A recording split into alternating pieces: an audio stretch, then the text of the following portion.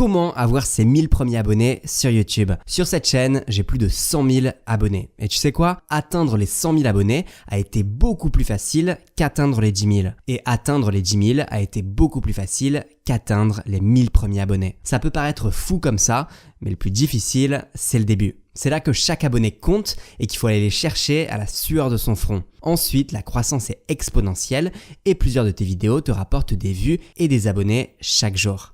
Alors ce qui est marrant, c'est que j'ai lancé une deuxième chaîne YouTube et du coup, je suis de nouveau confronté à revivre le début, la quête des 1000 premiers abonnés. Et c'est une quête qui me fait beaucoup moins peur à affronter que la première fois. Parce que maintenant, j'ai une méthode. Et dans cette vidéo, je vais te donner ma méthode en 5 étapes pour faire décoller sa chaîne YouTube en partant de zéro. C'est la méthode que j'ai appliquée sur cette chaîne et aussi celle que je suis en train d'appliquer sur ma deuxième chaîne pour qu'elle atteigne les 1000 abonnés.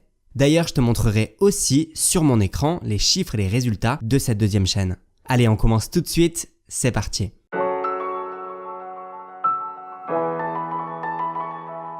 Alors la première étape, c'est de garder sa chaîne secrète. Je sais, ça peut paraître un peu bizarre au début, là où normalement on te dit de partager un maximum ta chaîne YouTube, que ce soit à ta famille, à tes amis, de vouloir du coup la garder secrète et de pas la partager à ce cercle d'amis que tu peux avoir. Pourquoi c'est une erreur de partager à ses amis et à sa famille? Tout simplement parce que si tu fais ça, tu vas avoir des gens qui vont pas être intéressés par ta chaîne, qui vont pas être intéressés par ce que tu racontes sur ta chaîne YouTube et qui vont juste être là parce qu'ils voulaient te faire plaisir. Et c'est bien sympa de vouloir te faire plaisir, mais le problème c'est que quand tu vas sortir une vidéo, ils vont pas la regarder ou alors ils vont regarder juste une toute petite durée de la vidéo, peut-être 1 minute sur les 10 minutes de tes vidéos. Et ça va te flinguer tes statistiques YouTube, ça va te flinguer ta durée de visionnage et ton taux de clic. Et malheureusement, ce qui va arriver, c'est que YouTube va se dire cette chaîne elle n'intéresse pas parce que dès qu'il y a une vidéo qui sort, il y a des vues de mauvaise qualité qui restent pas longtemps sur la vidéo. Donc forcément, c'est que les vidéos de cette personne sont pas intéressantes et arrivent pas à garder l'attention des spectateurs. Malheureusement, je vois souvent cette erreur qui est vraiment une grave erreur parce que à vouloir passer rapidement de 0 à 50 voire même peut-être 100 abonnés, si tu arrives à avoir le cercle d'amis de tes amis, du coup tu casses ta croissance pour le futur et tu vas rester bloqué à un nombre d'abonnés qui est vraiment très bas. Donc vraiment, ne fais pas cette erreur et mon conseil, c'est de partager ta chaîne à des personnes qui vont être intéressées par ce que tu racontes. Mieux vaut avoir 10 abonnés qui sont intéressés par ta thématique qu'avoir 100 abonnés qui sont ta famille, tes amis, qui malheureusement ne regarderont jamais tes vidéos ou très peu. Et dis-toi vraiment qu'il faut donner les bons éléments à l'algorithme et que c'est toujours mieux d'avoir juste 10 vues sur ces vidéos, mais des vues de qualité avec une super bonne durée de visionnage et un bon taux de clic, qu'avoir des abonnés qui ne sont pas intéressés par ce que tu racontes.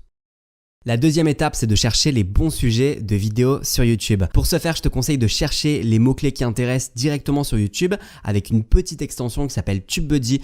Je te mettrai du coup le lien de cette extension directement dans la description de cette vidéo. Et tu vois que dès que tu fais une recherche, par exemple, apprendre à jouer du piano, tu vois que tu as le volume total de recherche, tu as un score qui s'affiche, tu as les recherches par mois. Donc là, on te dit qu'il y a 8000 recherches sur ce sujet-là.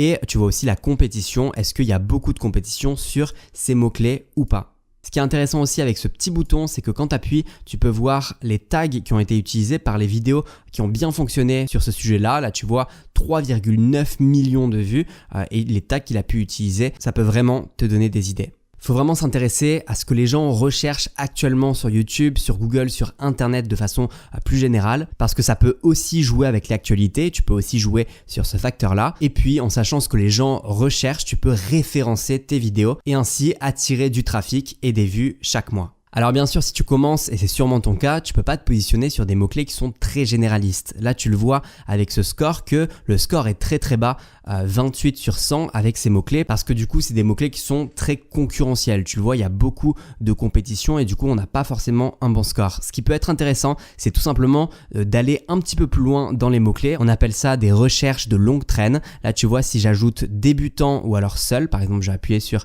apprendre à jouer du piano seul et tu peux voir que du coup, c'est beaucoup plus intéressant parce qu'il y a une compétition qui est beaucoup plus intéressante. En fait, il y a tout simplement moins de compétition et il y a un volume de recherche qui est quand même assez satisfaisant, qui est même très très bon. Ça te permet de quand même te positionner sur des mots-clés, même si tu as une toute petite chaîne, et mieux vaut avoir une bonne part d'un petit gâteau que aucune part du tout d'un très gros gâteau. Ça sert à rien vraiment de se positionner sur des mots-clés où tu pourras pas, c'est mort, parce qu'il y a des trop grosses chaînes qui sont sur ces mots-clés, pour l'instant en tout cas. TubeBuddy, c'est super bien fait pour ça parce que ça prend tout simplement en compte la puissance de ta chaîne, la thématique de ta chaîne, combien de vidéos tu as fait sur cette thématique, et ça donne un score qui est vraiment personnalisé pour ta chaîne. Alors pas ce score exactement ici, mais c'est si je clique ici pour Weighted, je pourrais voir en gros Unweighted, c'est pas personnalisé pour ta chaîne, c'est généraliste, et Weighted, c'est vraiment pour ta chaîne. Regarde, je te montre un exemple sur apprendre à jouer du piano. En Unweighted, je suis à 35 sur 100 et en Weighted, je suis encore moins, 26 sur 100, tout simplement parce que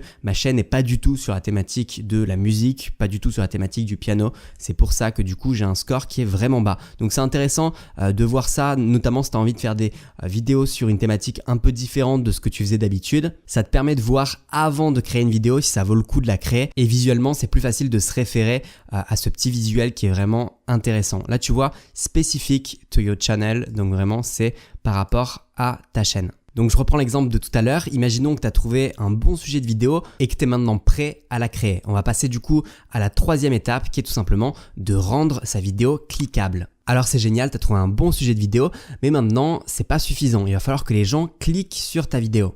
Alors pour ça, je vais te montrer les statistiques de ma nouvelle chaîne, et du coup j'ai fait une vidéo qui commence à décoller, je vais te montrer ça juste après, mais juste avant, dans les analytics de YouTube, tu peux aller dans couverture et tu as accès du coup à cet entonnoir. Cet entonnoir, il est super important tout simplement parce que ça va te permettre de bien comprendre toutes les étapes et pourquoi c'est important de les respecter. Donc en haut de l'entonnoir, on a les impressions. Donc ça, c'était ce que je te disais juste avant avec le volume de recherche. C'est important de choisir un sujet de vidéo qui va intéresser les gens, soit parce qu'ils vont le rechercher, soit parce que on va leur recommander cette vidéo. Comme ça, tu vas pouvoir avoir des impressions. Des impressions, c'est tout simplement ta vidéo va passer devant les yeux des potentiels spectateurs, et puis ensuite, du coup, il va falloir que les gens cliquent sur ta vidéo. Le taux de clic, il est super important pour l'algorithme YouTube, tout simplement parce que si ton taux de clic est extrêmement faible, pour lui, ça vaut pas le coup de montrer ta vidéo à plein de gens, de faire rentrer plein de gens dans l'entonnoir si ça bloque directement à cette étape. Pour la métaphore, c'est un peu comme si tu avais un seau d'eau et que si tu as un taux de clic qui est extrêmement faible, du coup, ton seau d'eau, il est percé de partout. Et du coup, pourquoi YouTube t'offrirait des impressions?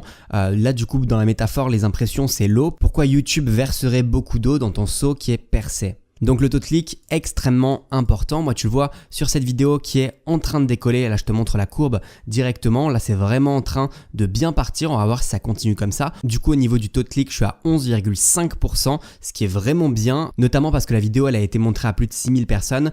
Et parfois, et c'est peut-être ton cas, tu peux avoir un taux de clic qui est extrêmement élevé, mais si ta vidéo a que 50 vues, par exemple, c'est pas un nombre suffisant de vues, c'est pas représentatif, et du coup, ton taux de clic, il va être un petit peu faussé. Donc du coup, la troisième étape, c'était le taux de clic, essayer d'avoir le taux de clic le plus élevé possible. Ça se joue notamment sur ta miniature, essayer d'avoir la meilleure miniature possible, et aussi sur le sujet de vidéo que tu peux choisir, parce que si tu choisis le bon sujet de vidéo, potentiellement, ça a plus de chances d'emmener plus de clics. La quatrième étape, c'est tout simplement de garder l'attention des spectateurs le plus longtemps possible sur tes vidéos. Donc on revient à l'entonnoir, tu vois, après avoir un taux de clic de 11,4%, ça m'a fait 700 vues. Du coup, comme je t'avais dit, il y a un bon taux de clic, mais il faut aussi que sur ces 700 vues, les personnes soient restées longtemps et étaient captivées par la vidéo. Donc ça se traduit sur la durée moyenne de visionnage. Moi, tu peux voir que sur cette vidéo, je suis à 6 minutes 21, ce qui est d'expérience vraiment un bon score. Et du coup, à la toute fin de cet entonnoir, tu as la durée de visionnage impression. C'est en fin de compte combien d'impressions YouTube te donne, parce que ça c'est vraiment offert, hein. YouTube te fait pas payer pour montrer tes vidéos aux spectateurs, mais du coup de ton côté il faut créer de bonnes vidéos qui soient cliquables, qui soient captivantes, qui en fin de compte rapportent de l'argent à YouTube. C'est comme ça, c'est donnant-donnant. On te donne du trafic gratuit, ce qui est incroyable. YouTube, c'est une des seules plateformes qui gratuitement t'offre une communauté si t'es bon et si tu fais de bonnes vidéos. Mais du coup, comme je te l'ai dit, c'est le jeu, il va falloir être bon. Alors comme tu le vois sur cette courbe, j'ai vraiment respecté la première règle que je t'ai dit au début de cette vidéo. J'ai pas du tout partagé cette vidéo à mes amis, à ma famille. C'est vraiment resté secret. Et en fin de compte, les personnes qui ont vu cette vidéo dès le début ont vraiment été intéressées par cette vidéo. Et certes, ça a pris du temps et ça faisait pas beaucoup de vues au début, mais du coup, j'ai eu de super bonnes statistiques, notamment sur le taux de clic et la durée de visionnage, ce qui est le plus important. Et tu peux le voir sur les tops des sources de trafic. En fin de compte, fonctionnalité de navigation, c'est vraiment YouTube qui m'a donné tout ça, hein, 92,1%. Et tu le vois juste là. 86,4% suite aux recommandations de votre contenu par YouTube. C'est-à-dire que vraiment, c'est YouTube lui-même qui recommande ma vidéo, qui fait qu'elle est en train de décoller. Et c'est grâce à YouTube, hein, c'est vraiment pas ni mes amis, ni ma famille, ni le fait que je paye des publicités pour que ma vidéo soit vue. C'est vraiment YouTube qui la met en avant. Et tu peux aussi voir ici que YouTube lui-même te dit que pour accroître la probabilité que YouTube suggère vos vidéos, ce que YouTube du coup fait, augmenter votre taux de clic et la durée de visionnage de vos vidéos. Donc vraiment, ton job, et c'est le job du coup que j'ai fait sur cette vidéo, c'est d'avoir un bon taux de clic et une bonne durée de visionnage pour que YouTube décide de mettre plein de spectateurs en haut de cet entonnoir. Enfin, je te montre ici les spectateurs uniques. Tu vois que 98% sont des non-abonnés. Donc, c'est vraiment plein de spectateurs qui sont nouveaux. Et moi, je serais pas étonné que cette vidéo continue sa montée fulgurante. Là, pour l'instant, elle est à 1229 vues, ce qui est pas énorme, bien entendu. Mais si elle continue à monter de façon exponentielle, c'est pas déconnant qu'elle arrive à atteindre les 10 000 vues très bientôt. Et du coup, la dernière étape, c'est tout simplement d'être patient. Tu le vois sur cette courbe, au début, il y a vraiment eu pas beaucoup de vues, mais en fait, c'est pas grave d'avoir très peu de vues au début si tes statistiques sont bonnes. Mieux vaut avoir seulement quelques vues par jour au début, mais vraiment des vues qui sont intéressées par ce que tu racontes, des gens qui restent longtemps sur tes vidéos, qui sont captivés. Parce que si derrière tu montres à l'algorithme que tu as des bonnes statistiques et qu'il peut continuer à te faire confiance en te ramenant plus de spectateurs, ces quelques vues vont se transformer en quelques dizaines de vues par jour, puis ensuite en quelques centaines de vues par jour. Et puis bien entendu, tu connais la suite, c'est comme ça qu'on arrive à atteindre les 1000 abonnés.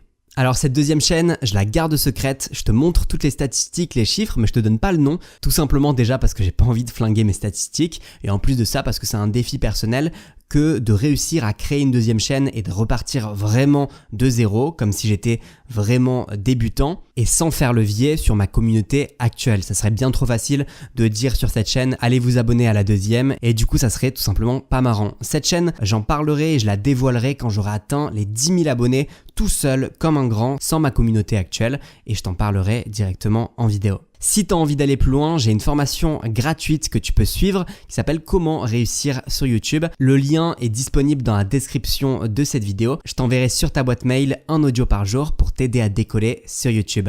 La deuxième chose, c'est tout simplement que j'ai ouvert un canal Telegram où tu peux voir toutes les coulisses et je donne plein de conseils additionnels au jour le jour. Le lien est aussi disponible dans la description. Et moi, je te dis à bientôt pour une prochaine vidéo.